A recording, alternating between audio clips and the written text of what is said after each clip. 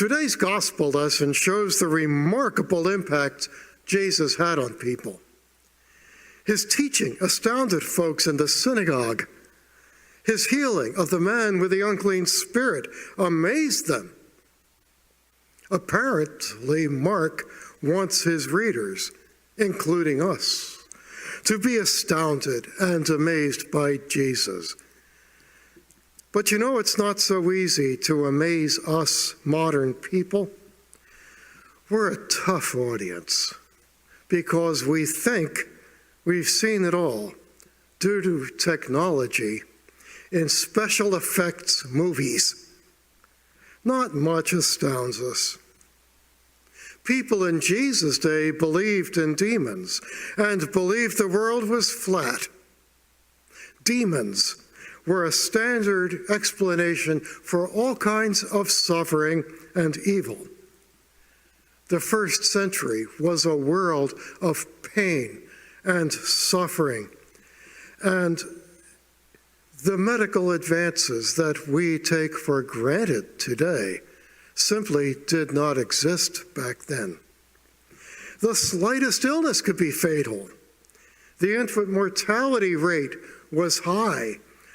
Life expectancy averaged in the 40s. People had no idea what caused illness or natural disasters. They had no understanding of psychology or mental illness, let alone the availability of pharmaceutical relief. So they blamed it all on demons. These days, we have scientific explanations for disease and for natural disasters. We know that germs, bacteria, and to be sure, viruses can cause disease. Environmental and genetic factors come into play. And we know that disasters like floods and earthquakes and tsunamis are natural phenomena of nature, the processes of God's ongoing creation in action. So it can be difficult for us moderns to understand and appreciate how powerfully a belief in demons influenced people of the first century. But when it comes to evil and demons, is there really that much difference between the first century and our 21st century? Although we understand evil differently today, evil is still with us. Evil still operates as an active force in life. Barbaric acts of cruelty were committed in the ancient world, but similar acts of human brutality are committed today on streets and in homes and in the countryside across the globe. Today, tragedies occur on a grander scale, and we hear about them sooner. The Holocaust, this country's scandalous murder rate, Hiroshima, Nagasaki, 9/11, the brutality of both ISIS and Abu Ghraib. Think for a moment about our modern capacity to kill every living thing on Earth with nuclear or chemical or biological weapons. Back in the mid-20th century, someone said, "You put the gas in the cylinders, I'll make sure the doors are locked and the vents are sealed." Someone at that point gave the command at Auschwitz. These were cold, hard, detached, barbarous, cruel acts of brutality that defy description. Before I was born, there was the Holocaust of World War II. More recently, most of us have witnessed genocide in Cambodia, the senseless mass murder and suicide at Jonestown, ethnic cleansing in Bosnia, the Branch Davidian debacle, the bombing of the federal building in Oklahoma City, Cambodian genocide, the Syrians' slaughter of its own citizens by gassing them, the destruction of the Twin Towers, and the present day, the continued, unchecked slaughter of innocent children in our own schools. We don't even want to think about it. But how can anyone claim that our modern era is not possessed by evil spirits? We just call it something else. Violence is one kind of evil. Another kind of evil is greed.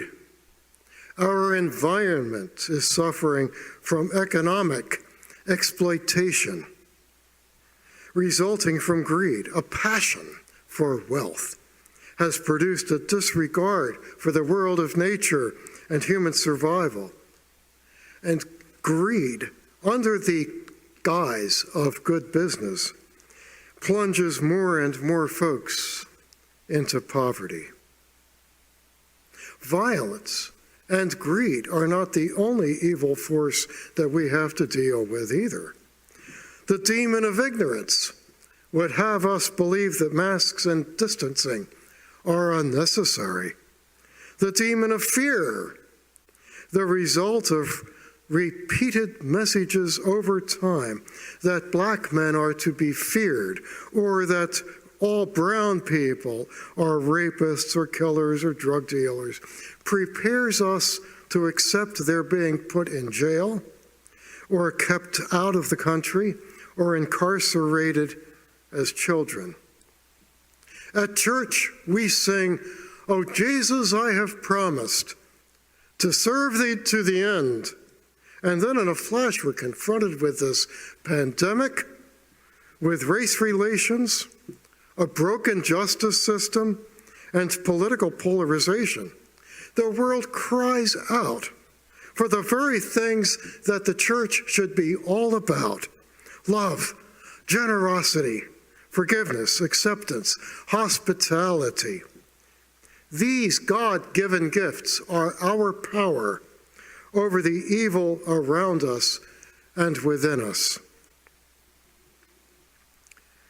Sometimes, like me, you may wonder, why doesn't the world take the church more seriously? I wonder if it's because often we fail to practice what we preach. The theologian and philosopher Teilhard de Chardin once wrote, "I think the world will not be convinced or converted to the heavenly hope of Christianity if first Christianity does not convert itself to the hope of the world." We must confront the demons that deform and to deface our life together in our churches, our communities, and our nation.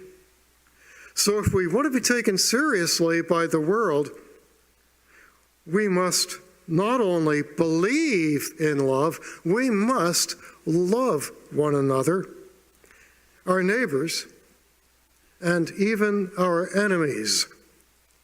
If we want to be taken seriously, we will not simply extol the virtues of compassion and forgiveness and mercy.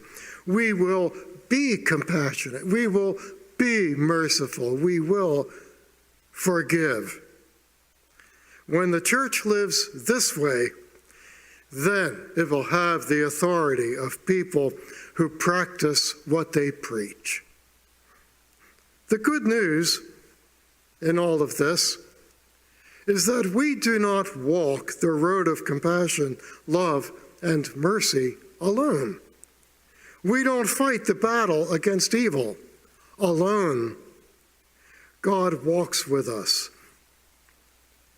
Jesus Christ healed a man possessed of an evil and unclean spirit And that matters because it brings us hope in the ultimate power of God. It tells us that Jesus met the enemy that day at Capernaum, and he won.